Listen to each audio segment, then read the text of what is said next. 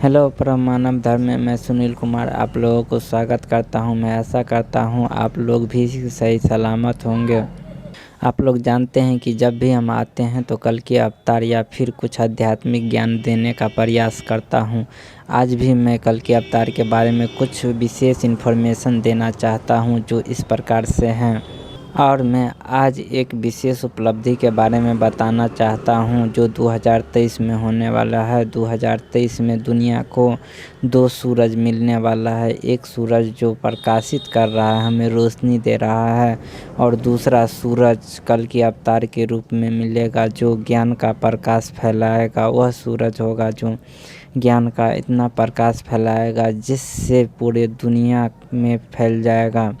एक सूरज तो रोशनी फैला ही रहा है, दूसरा सूरज ज्ञान का प्रकाश फैलाएगा। वह ज्ञान फैलाएगा जो सत्य होगा। परंतु कल के अवतार के बारे में एक विशेष और बात मैं कहना चाहता हूँ। कल के अवतार एक सूरज के रूप में अवश्य आएगा जो ज्ञान का प्रकाश फैलाएगा, परंतु उसके मस्तिष्क पर एक चांद है जो कल के अवतार को निरंतर शीतलता प्रदान करते हैं। यदि वह चांद के सहायता से यदि चांद उसके शीतलता प्रदान करने में सहायता न करे तो वह उसके पास इतनी शक्ति है कि वह दुनिया को भी 1 सेकंड में जला के राख कर सकता है। तो उसके सिर पर जो है चांद है वह कल के अवतार का शीतलता प्रदान करते हैं, जिससे कल के अवतार निरंतर शांत स्वभाव का बना हुआ है। और इस समय उसे शांत रहना बहुत ही उचित होगा, और ऐसा ही उचित है क्योंकि अभी समय ऐसा नहीं है जिससे वह उग्र होकर के कोई कदम उठाए। उग्र तो होना ही पड़ेगा, परंतु थोड़ा समय के लिए ही होगा। कल के अवतार अथवा मुक्तिदाता बहुत ही शांत स्वभाव के हैं, लेकिन फिर भी वह दुनिया को देखते हुए कुछ समय के लिए उग्र होगा, और जिसमें सभी पापियों का वह जो पापी बचा रहेगा युद्ध के दौरान उसको शांत किया जाएगा और सही रास्ता दिखाएगा और सही रास्ता पर लाने का प्रयास करेगा। चाहे जिस प्रकार से हो वह सभी को सही रास्ता दिखाएगा। जिस रास्ता में दिखाने के क्रम में बहुत सारे पापियों को दंड भी दिया जाएगा, वह दंड अवश्य मिलेगा। वह दंड मनुष्य को ऐसे नहीं मिलेगा, अंदर आत्मा से मिलेगा जो डायरेक्ट आत्मा पर प्रभाव डालेगा।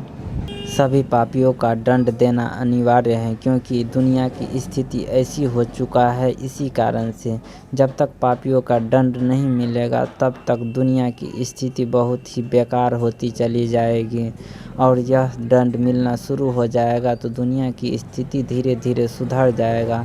क्योंकि ऐसी स्थिति इसलिए है जब कोई पाप करता है उसे दंड नहीं मिलता है तो उसका मन बढ़ जाता है और वह एक पाप के छोड़ करके फिर दूसरा भी करना चाहता है, दूसरा कर लेता है, तीसरा भी करना चाहता है।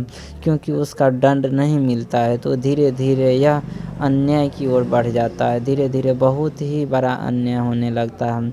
छोटे मोटे पापों का कोई वैल्यू ही नहीं रह जाता है, और धीरे धीरे छोटे से धीरे धीरे जा कर के बड़ा बड़ा पाप होने लगता है। इसीलिए सभी पापियों को दंड मिलना अनिवार्य है, और कल के अवतार के युग में यानी सतयुग में ऐसे दंड मिलेगा। जो पाप करेगा उसे अवश्य ही दंड मिलेगा, उसे छोड़ा नहीं जाएगा। जब दंड मिलना शुरू हो जाएगा तो सतयुग का समय आ जाएगा।